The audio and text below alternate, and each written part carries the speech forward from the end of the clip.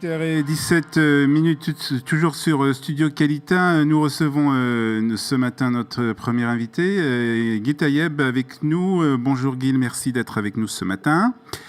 Bonjour à tous. Vous êtes vice-président du CRIF et nous allons revenir avec vous sur cette affaire qui a fait beaucoup de bruit, en particulier sur les réseaux sociaux. Cette affaire de la plaque de la ville de Bezons, plus exactement une rue qui a été baptisée la rue Nekba et qui ensuite a été débaptisée. Alors, on revient très rapidement, Guy, sur les faits. Qu'est-ce qui s'est passé exactement? Ça s'est passé en début de semaine?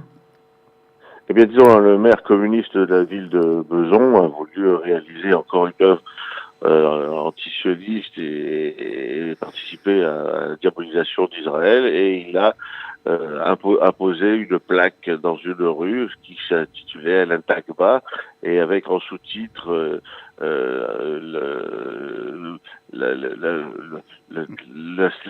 parler de David Ben Gourion comme étant un criminel de guerre, et cette plaque était écrite en français et également en arabe. Oui, et cette plaque rappelait la mémoire de l'expulsion de 800 000 Palestiniens et la destruction de 532 villages en 1948 par le criminel de guerre David Ben Gourion pour la création de l'État d'Israël.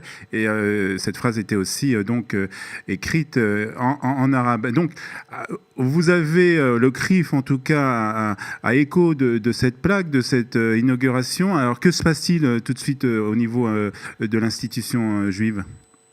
Mais disons, dès que nous avons pris cet élément et que nous avons vu, nous avons analysé le degré de provocation, et une indignation importante s'est faite, et à différents niveaux, nous sommes intervenus auprès, le président du CRIF est intervenu auprès du Premier ministre et auprès du ministre de l'Intérieur, Gérard Collomb.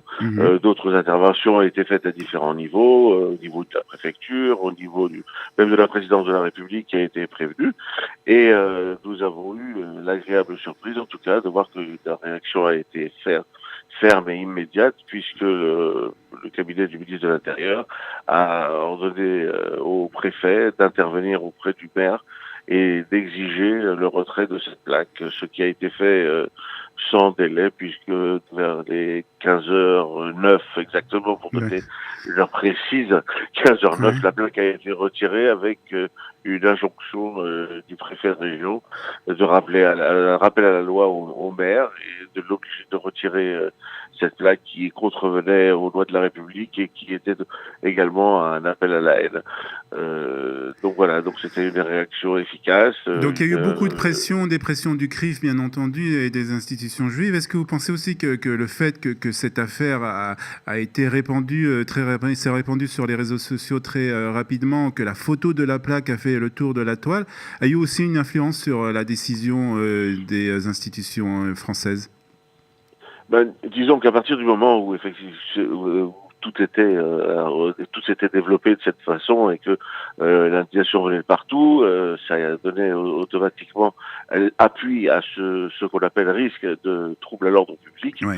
Et c'est sous ce motif que le ministère est intervenu et a fait retirer la plaque. Donc effectivement, il faut une mobilisation, il faut savoir répondre d'une façon efficace à toutes ces provocations, qui malheureusement, c'est une provocation qui ne sera pas la dernière. Bien sûr. Et il va falloir être de plus en plus vigilant, et aussi cette montée de ce populisme anti-israélien et antisémite qui se fait par certains maires d'extrême gauche et puis des maires communistes qui, pour satisfaire un certain électorat, eh bien, vont continuer cette diffusion de la haine d'Israël. Donc, continuer à être mobilisés, continuer à être vigilants, et puis intervenir auprès des pouvoirs publics pour les sensibiliser. Dans un autre sujet, mais qui a un rapport avec cette affaire quand même, vous avez été nommé il y a quelques semaines par le président de la République pour participer aux travaux d'une mission contre le racisme et l'antisémitisme sur Internet.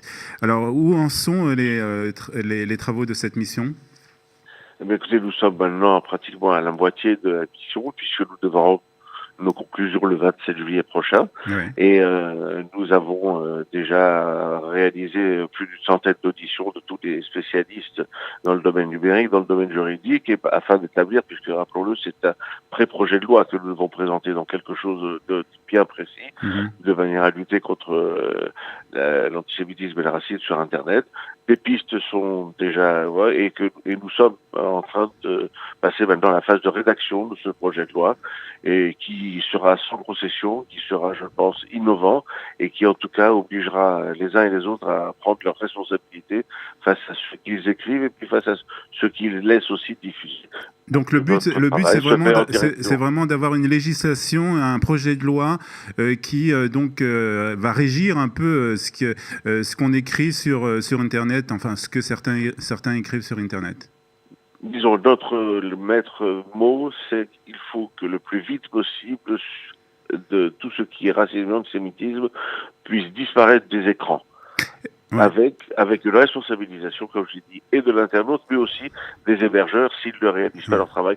C'est un peu sur le modèle allemand d'une loi qui a été votée en Allemagne et qui est une loi très très importante, puisqu'elle peut condamner des hébergeurs entre jusqu'à 1 million à 50 millions d'euros s'ils ne respectent pas les termes de la loi. Donc nous sommes en train de travailler une loi à la française, forte, qui j'espère sera votée à la fin de l'année et verra enfin une régulation et puis surtout une responsabilisation de chacun sur Internet qui est un moyen merveilleux à la disposition de tous, mais qui permet à travers le débat à certains de développer, de se libérer et d'envoyer tout ce qui peut contenir comme haine et racisme.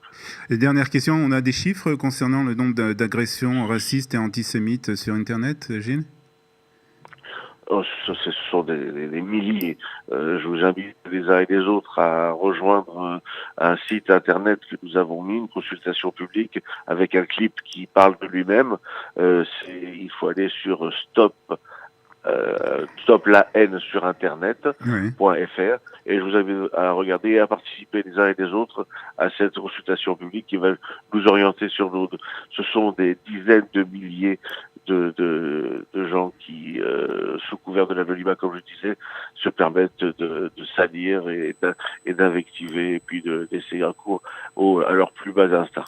Ouais, le but, c'est donc d'arriver à une proposition, un projet de loi qui sera donc proposé au Parlement israélien contre justement... Parlement français. Au Parlement français. Oui, Parlement français, excusez-moi.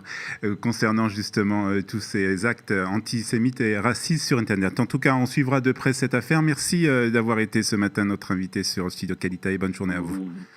Merci à vous et bonne journée. À bientôt. 8h24 sur Studio Qualita. Dans quelques minutes sera Eliana qui reviendra et qui viendra plus exactement nous rejoindre pour Un jour notre histoire.